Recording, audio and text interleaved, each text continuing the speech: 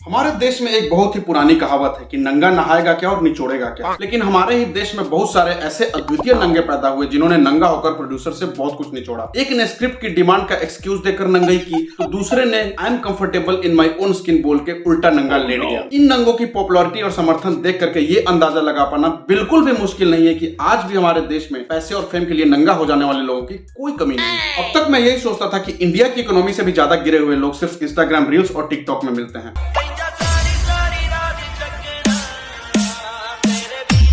लेकिन इन बॉलीवुड वालों ने साबित कर दिया अश्लीलता, खुतियापा और छिछोरापन किसी प्लेटफॉर्म का मोहताज नहीं होती। ये लोग अपने कपड़े उतारने से पहले ये भी नहीं सोचते घर में माँ बहन, मेरा मतलब है माँ और बहन क्या सोचेगी, बाप क्या सोचेगा कि इतनी मुश्किल से औलाद पैदा किया और वो पांडु निकला। हाँ मालूम है, तेरा बाप को मत सिखा। चल, कुछ लोग रणवीर सिंह की ये हरकत देखकर बहुत ही ज्यादा शौक में हैं। मारो टिकरो, मारो गडूरियो, मारो सुपरस्टारो, सारे कपड़े उतारो। लेकिन मुझे थोड़ा भी आश्चर्य नहीं हुआ, क्योंकि जो इंसान सालों पहले हजारों पब्लिक के सामने करण जौहर के आगे झुक गया हो, वो जिंदगी में आगे जाकर तरक्की तो करेगा ही।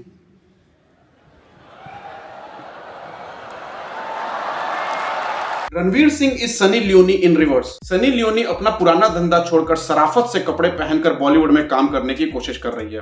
वहीं रणवीर सिंह शराफत को छोड़कर कपड़े उतारकर सनी लियोनी के पुराने धंधे में घुसने की कोशिश कर रहा है। रणवीर सिंह के इस तरह से नंगा होने के बाद देश के विभिन्न नवाबों के बीच में खुशी की लहर दौड़ गई है। अलग अलग क्षेत्रों से नवाब पैगाम भेज रहे हैं कि वो रणवीर सिंह को दुगना पैसा देने को तैयार है, बस रणवीर सिंह उनके सामने आकर इसी तरह से लेट जाएं। हालांकि रणवीर सिंह ने यह ऑफर अभी तक एक्सेप्ट नहीं किया है, रिश्ता बीच में आ गया। दीपिका पादुकोण के साथ डिस्कशन जारी है, लेकिन करण जौहर के सामने वाली हरकत को देख के ये अंदाजा लगाया जा सकता है कि जल्द ही रणवीर सिंह इस ऑफर को एक्सेप्ट कर लेंगे। पैसे में थोड़ा बहुत ऊपर नीचे हो सकता है। रणवीर सिंह के लिए इस तरह की छिछोरी और ओछी हरकत करना कोई नई बात नहीं है। पहले ये अपने कपड़े पहनकर जगह जगह नौटंकी करता था, फिर ये अपनी बीवी के कपड़े पहनकर जगह जगह नौटंकी करने लगा, और अब तो इसने कपड़े ही त्याग दिए। लोग अक्सर कहते हैं कि किसी मर्द की तरक्की में औरत का बहुत बड़ा हाथ होता है। इसकी भी ऐसी वाली तरक्की में इसकी बीवी दीपिका पादुकोण का बहुत बड़ा हाथ है। संगत से गुण होत है, संगत से गुण जात। अगर आप इसकी बीवी दीपिका पादुकोण की इतिहास में जाएंगे तो आपको याद होगा कि इसकी बीवी ने एक वीडियो रिलीज की थी, माई लाइफ माई चॉइस, जिसमें उसने कहा था कि शादी के बाद वो अपने हस्बैंड के साथ रहेगी या किसी और के साथ, इट्स माई चॉइस।